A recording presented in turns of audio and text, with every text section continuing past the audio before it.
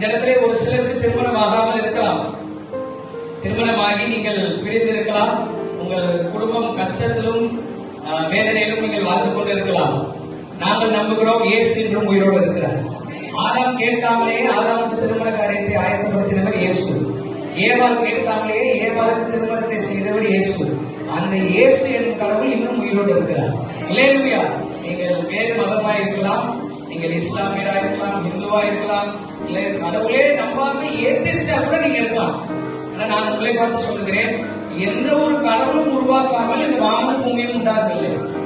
ஒரு கடவுள் நிச்சயமாய் உண்டாக்கி இருக்க வேண்டும். எந்த ஒரு கடவுளும் உண்டாகாமல் மனிதர்கள் உண்டாகவில்லை. ஏதோ ஒரு கடவுள் உண்டாகி இருக்க வேண்டும்.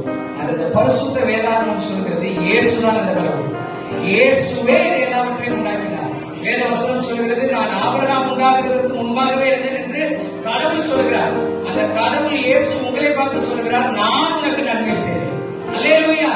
நாங்கள் படிக்கிற, நாங்கள் வணங்குகிற இந்த இயேசு கடவுள் எல்லாருக்கும் மூக்குல மூச்சுற எல்லா மனுஷனுக்கும் உதவி செய்வார்.